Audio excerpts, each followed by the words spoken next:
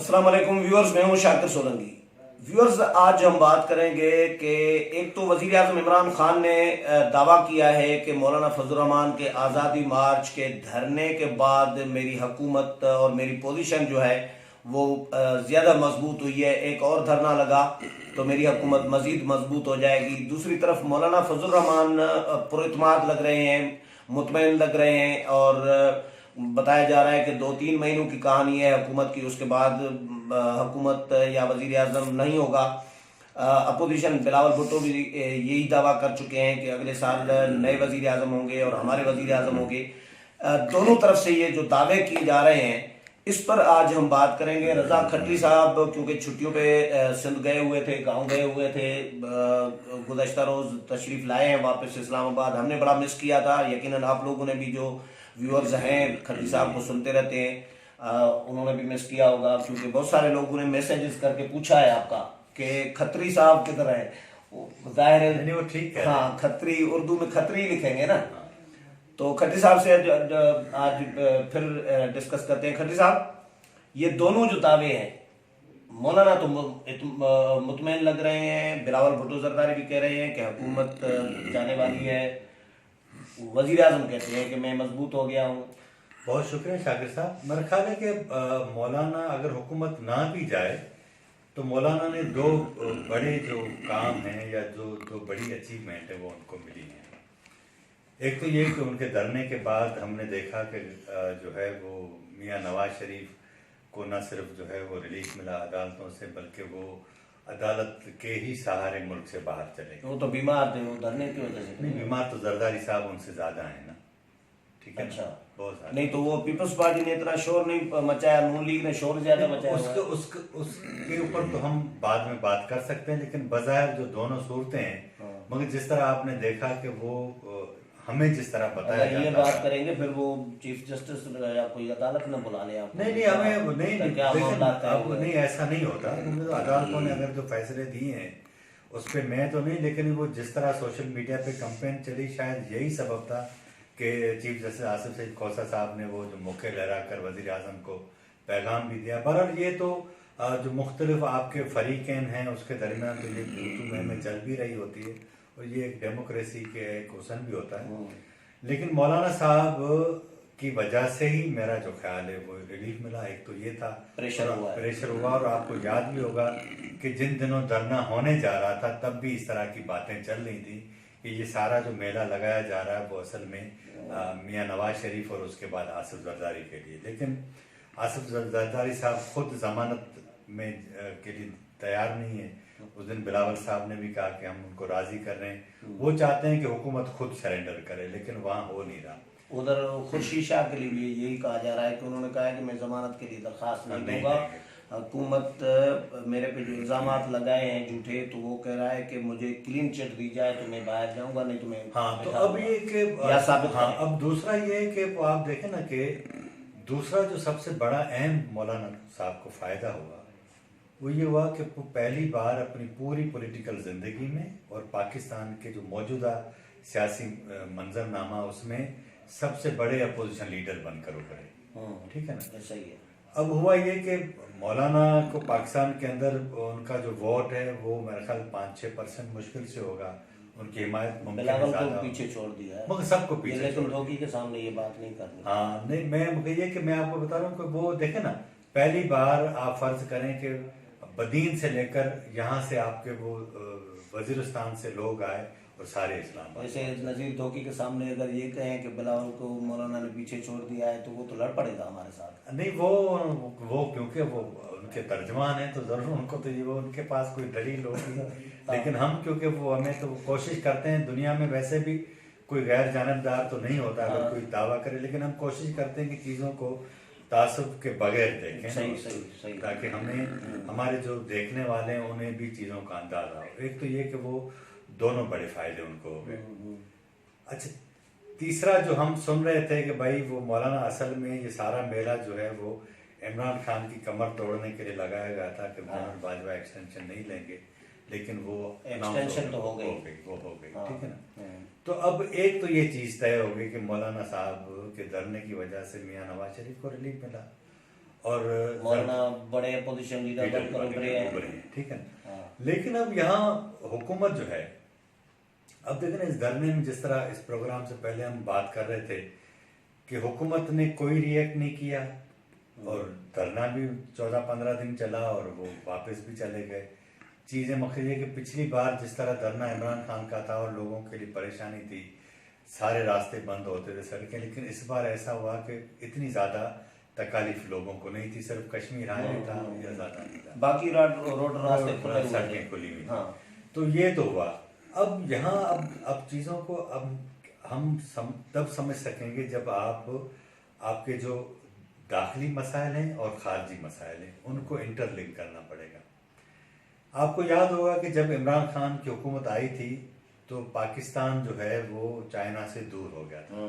बिल्कुल। मियाँ नवाज, पहले आसिफ अली जरदारी, उसके बाद मियाँ नवाज शरीफ ने बड़ी कोशिश की और CPEC के मामला बिल्कुल स्मूथ हुए और जैसे ही इमरान खान साहब आए तो बिल्कुल वो दूरी बढ़ती चली गई। नतीजे में इनको चाइना बुलाया भी गया, वजीर आजम को और आर्मी चीफ को, सारी बातें की।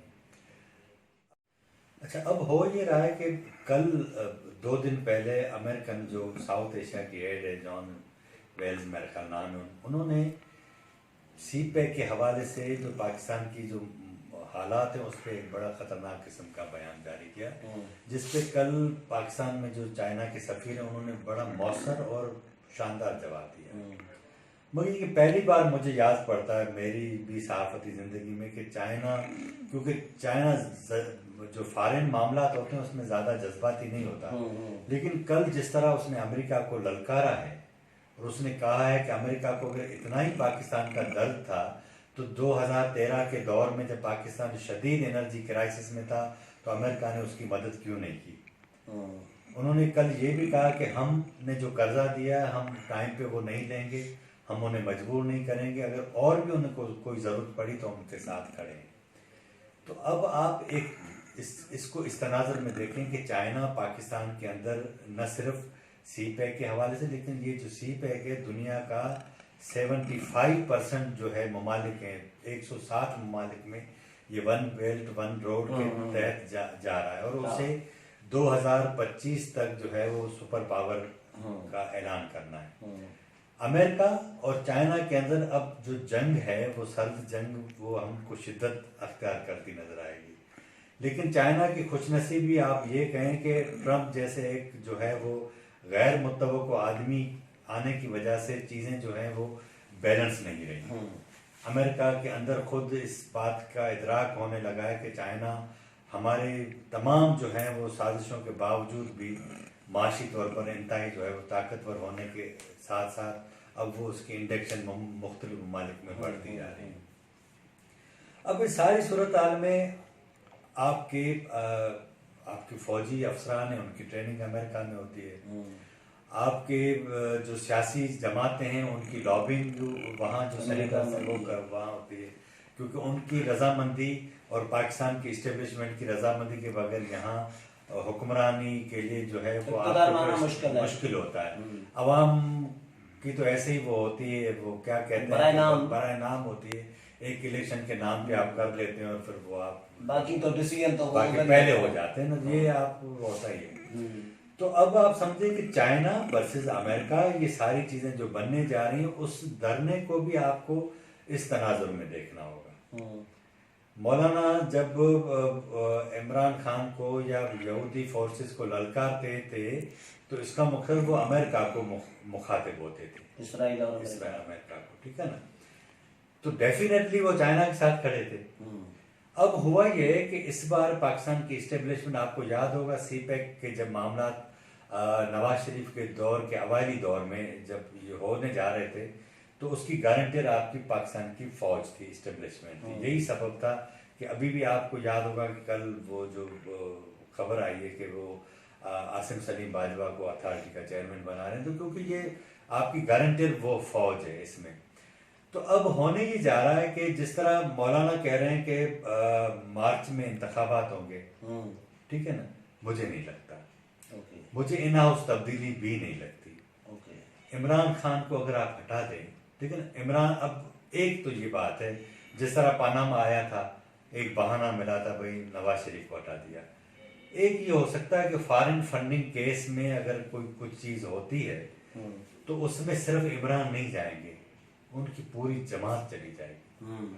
अगर पूरी जमात चली जाती है तो इसका मतलब ये कि आपके पास तो एक बहुत बड़ा सियासी बहरान। मौलाना ने ये कहा है, मौलाना ने ये नहीं कहा कि मार्च में इलेक्शन होंगे, ये कहा है कि उनको दिसंबर तक इंतजार करने का कहा गया है कि दिसंबर तक आप इंतजार करें, कुछ होगा। अब क्या होगा, शक्ल क्या होगी, वो मौलाना नहीं बता रहे। मौलाना का कहना है कि ये मेरा मसला नहीं है, ये उनका मसला है जिन्होंने यकीन दहानी कराई है।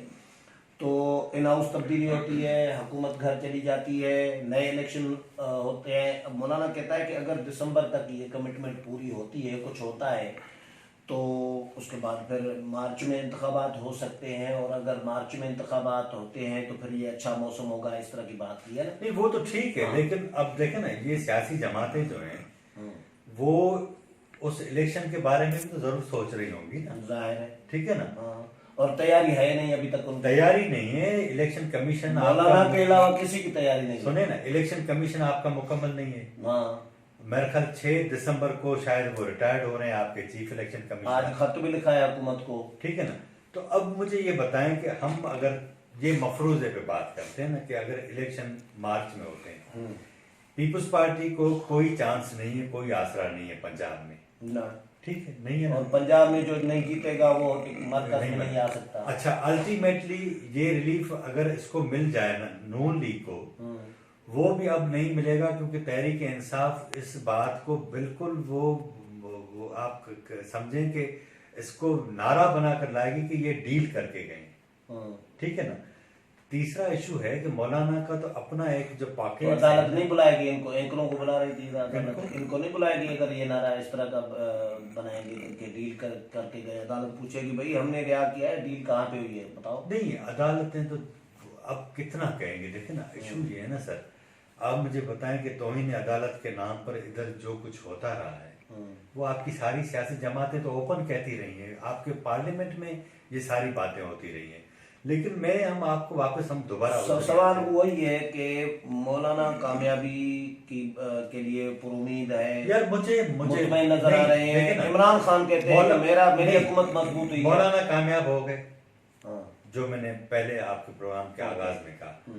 अब देखे ना, अब ये इलेक्शन पीपल्स पार्टी को सूट करेगा मार्च में? नहीं, तो ये जो हुआ, जो कुछ हुआ, इलेक्शन तो नहीं सूट कर रहे, लेकिन मैं ये कह रहा हूँ पीपल्स पार्टी को तो नहीं कर रहे, जाहिर है। मौलाना की तैयारी तो भरपूर है। नहीं, वो उनकी है ना, उनकी वजह से तो सारा कुछ नहीं होगा। आप देखिए, आप थोड़ा अंदाजा लगाएं, ये पहली जो ऐसी सूरत हाल में नजर आई है कि जब नवाज शरीफ गए तो उनका वर्कर उनकी वकालत करने के लिए तैयार नहीं है, और तहरीक इंसाफ का वर्कर अपनी जमात की वकालत करने के लिए तैयार नहीं है। दोनों जो है ना, इमरान खान के हाथों से चीजें गई हैं, पावर शिफ्ट हुआ है। जो जिस तरह वो चीखते थे, बातें करते थे, इमरान के हाथ में अब जो इमरान कल नवाज शरीफ के खिलाफ बोल रहे थे ना, असल में वो उनको नहीं बता रहे थे, वो दूसरों को बता रहे थे। तो ये जो चीखना चिल्लाना उनका है वो उनके खिलाफ है, लेकिन उनके पास भी ऑप्शन नहीं है इमरान के सिवा। अगर इमरान एक पॉपुलर फेस है इस सारी सूरत में। आपको एक और अभी खबर दूं, दिसंबर में जो अशारिये हैं हुकूमत ने कहे हैं महंगाई और दीगर चीज़ों के, वो दिसंबर के एंड में आएंगे। अभी जो अशारिये बता रहे हैं कि भाई माशी सूरत हाल बेहतर हो रही है, आपका स्टॉक एक्सचेंज बेहतर हुआ है, रुपए की कदर मुस्तहकम हुई, लेकिन आप बिलीव करें आपकी सनती तरक्की 5 से 6% कम हुई है। आपकी जो ज़राअत है वो पीछे चली गई है। इस बार जब जिस हुकूमत से टमाटर कंट्रोल नहीं होता, आटे का रेट कंट्रोल नहीं होता, मुझे ये बताएं उसका पैसा चले, इस टमाटर का पैसा उसके पास जाए ना, किसान के पास, काश्तकार के पास, वो भी नहीं जाता, मिडिल मैन ले रहा है। तो ये क्यों मिडिल मैन को कंट्रोल नहीं हो रहा? तो ये बहुत सारी चीजें हैं, और इतने सारे महाज खुल गए सिर्फ एक जगह से नहीं, अपोजिशन सियासी जमातों से, ब्यूरोक्रेसी के अंदर से, आपके जो दीगर फोर्सेज हैं जिनको आप इस मुल्क के जो पावर को चलाते हैं, जो सरमाएदार हैं, वो इसके खिलाफ हैं। इमरान एक ऐसा शख्स है जो इस मुल्क को स्टेटस को से निजात दिलाने की बात करता है, लेकिन वो सारी फोर्सेस जो इस मुल्क के अंदर स्टेटस को की जिम्मेदार है वो उसके साथ खड़ी हैं। अब इसको कोई समझाए ये बात कि भाई इशू ये है कि ये आप जो रियासत मदीना की बात करते हैं, या तो 14 साल पीछे ले जाएं तो ये बता दें तो जान छूटे। इंसाफ की जब आप बात करते हैं तो आप जब तक अदालतों का निज़ाम उनको फैसिलिटेट नहीं करेंगे, जजेस की भर्तियां नहीं करेंगे, पार्लियामेंट को स्ट्रेंथन नहीं करेंगे, तो किस तरह चलाएंगे। तो मैं वापस आपके उसी पहले सवाल पे आता हूँ कि मौलाना की अचीवमेंट जो होनी थी हो चुकी। मुझे दिसंबर में या मार्च में इन हाउस तब्दीली या ऐसी चीजें नजर नहीं आती। एक ही बात नजर आती है कि अगर तब्दील हुआ तो फिर सब कुछ तब्दील हो जाएगा, फिर किसी के हाथ कुछ भी नहीं आएगा, खुद आके बैठ जाएंगे और मार्शल लॉ होगा। और वो अगर आप समझे मार्शल लॉ अगर फर्ज करें इस तरह की सूरत हाल बनती है तो समझें कि इस खित्ते के अंदर कोई बड़ी तब्दीली आएगी। और मुझे इसलिए लग रहा है कि जिस तरह चाइना की जो ताकत बढ़ती जा रही है, अमेरिका एक पागल की तरह मुमकिन है इस तरह का कोई भी हरकत कर सकता है इस खित्ते के अंदर, मुझे ये लग रहा है। ओके, बड़ी बड़ी बात कर रहे हैं आप। लेकिन अब मैं इसको वाइंड अप इस तरह करूं कि मौलाना की अचीवमेंट्स तो हैं, लेकिन इमरान जो कह रहे हैं कि मैं मजबूत हुआ हूं, नहीं, इमरान कमजोर हो गए। हम इमरान के देखे ना, इमरान के उनके जो बड़े इत्यादी थे, एमक्यूएम थी, काफ लीग थी, जीडीए थी, वो इस पूरे मंजरनामे में उनके साथ नहीं खड़े थे। उन्होंने उनके लिए न प्रेस कॉन्फ्रेंस की, न मुजाहरे किए, उनके हक में कुछ भी नहीं किया। उल्टा उन्होंने कहा कि भाई नवाज शरीफ को देखें खत्री साहब के मौलाना के धरने के दिनों में नवाज शरीफ रिहा हो गए, नवाज शरीफ चले गए मुल्क से बाहर, और इत्तेहादियों ने इनको आंख दिखाई थी इमरान खान को कि अगर मौलाना के आज़ादी मार्च के खिलाफ ताकत का इस्तेमाल किया तो हम अलग हो सकते हैं। मेगल और इन लोगों ने धमकी दी थी, चौधरी बरदान ने, ठीक है। ये इमरान को ये झटका था। नवाज शरीफ के चले जाने के बाद अदालत पे इल्ज़ाम लगा दिया खान साहब ने कि अदालतों ने छोड़ा है।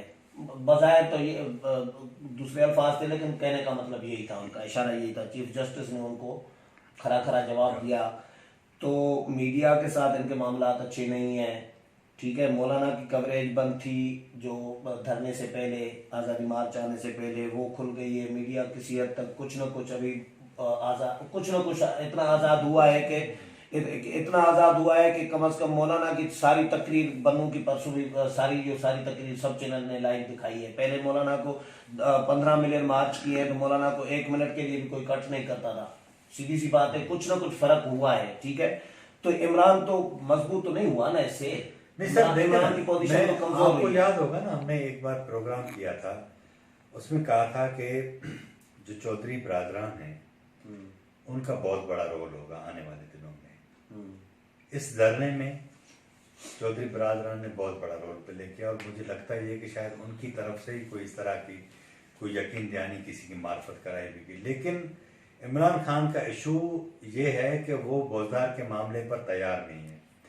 पाकिस्तान की इस्टेब्लिशमेंट पंजाब को गैर मुस्तहकम होना देखना नहीं चाहती। उनको बार बार कहा गया। अब जो सूरत हाल बनी है ना, वो ये है कि अगर जब तक चौधरी बरादरान के हवाले पंजाब नहीं होगा, इमरान के मसाइल बढ़ते जाएंगे इमरान खान के। अब इशू ये है कि वो इमरान खान ये समझते हैं कि अगर फर्ज करें पंजाब उनको दे दिया जाए तो आने वाले इलेक्शन तो उनका होगा ही नहीं, वो तो फिर वो ले जाएंगे। तो ये फंस गए, एक तरफ कुआं है, दूसरी तरफ खाई है। इसमें से वो उन्होंने एक आते ही सारे मास खोल लिए थे। अब जैसे ही वो कमजोर होंगे ना, तो सारी फोर्सेज इनके ऊपर चढ़ दौड़ेंगी और फिर इनका बचना मुश्किल। चले, बहुत शुक्रिया खत्री साहब। व्यूअर्स, खत्री साहब की राय आपने सुनी। अगले प्रोग्राम में फिर मुलाकात होगी, तब तक की इजाजत चाहता हूँ। अल्लाह हाफिज।